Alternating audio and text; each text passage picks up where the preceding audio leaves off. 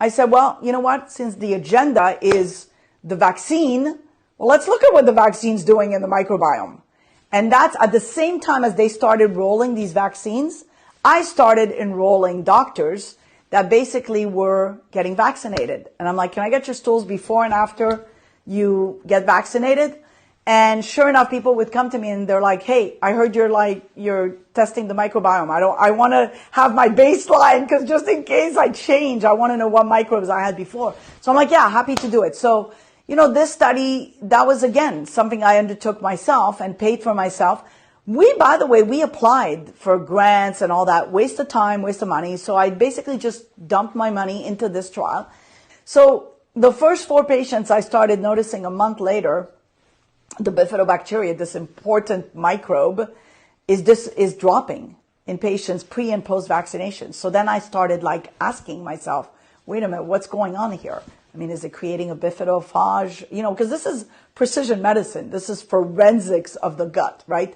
You've got your microbiome this way before and you've got it after, and it's the same patient, and only a certain group of microbes are getting killed. You got to pay attention. So then, 10, 20, 30, 34 patients later, we're seeing this, killing of the bifidobacteria. And so I wasn't going to, first of all, there's no way I was going to publish this because nobody would have taken that. So I decided to submit it to the American College of Gastro as a presentation, as a poster. It got accepted at the American College of Gastro as a poster, and then it won the Best Research Award as a poster. So all my colleagues called me and said, hey, I saw your data. That's incredible. How do you think this is happening? The vaccine's supposed to be, improving your immunity.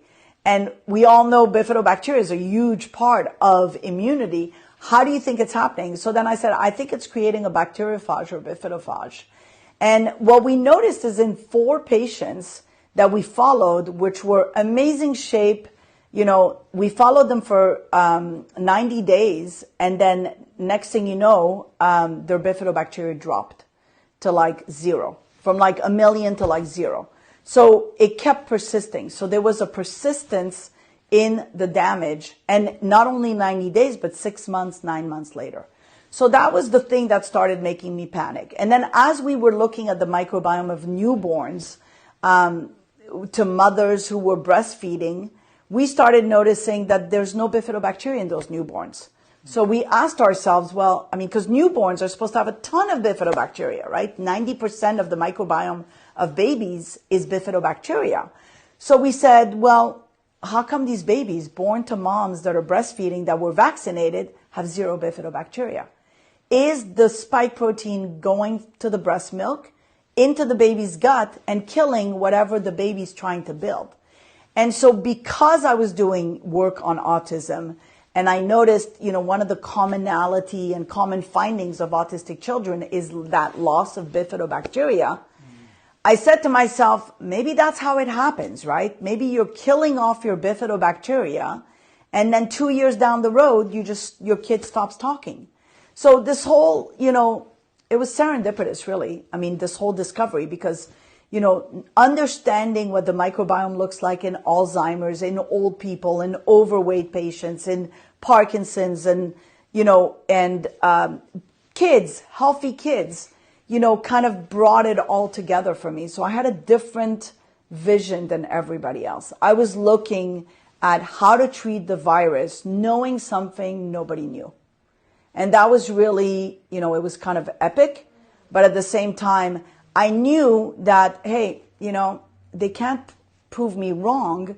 And if they are going to prove me wrong, well, let's see why. But definitely this needs to be looked at, because the microbiome has such an importance in neurological problems, in cancer, so in Crohn's, in Lyme. So, we just published 2 posters that were presented at the same college where basically loss of bifidobacteria was noted in Crohn's patients and in Lyme patients.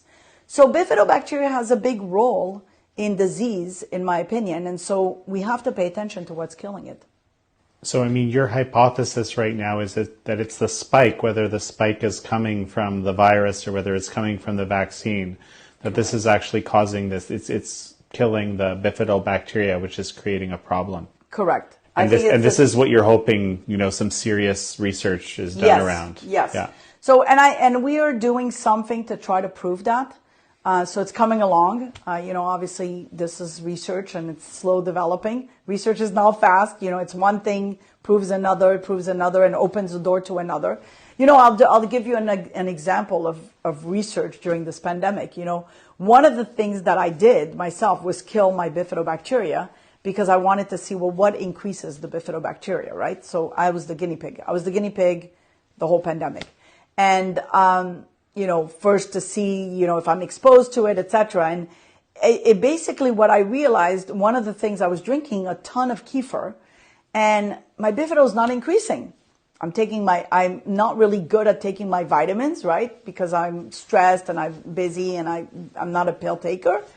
But essentially I kind of let it die. And, I started testing my kefir and I looked, because we passed it through the machine, and we noticed that the kefir didn't have bifidobacteria in there, even though it says bifidobacteria. So I went to Whole Foods and Ralph. This is research, because here I am, I've just killed my bifido. I'm trying to boost it. Why isn't it increasing? So of course it opens a new research. And I went to Ralph's and the Whole Foods, picked up all the products that said bifidobacteria in the back. And we took 23 products. One of them was a $27 tonic water that had bifidobacteria in there. So I said, well, this gotta be bifido because $27. I mean, come on. Anyway, so we shook them, we took the sample. Only 3 of them had bifidobacteria. Unbelievable. So so you become an aware customer, right? So this is what research is all about. Research is about, why isn't this happening?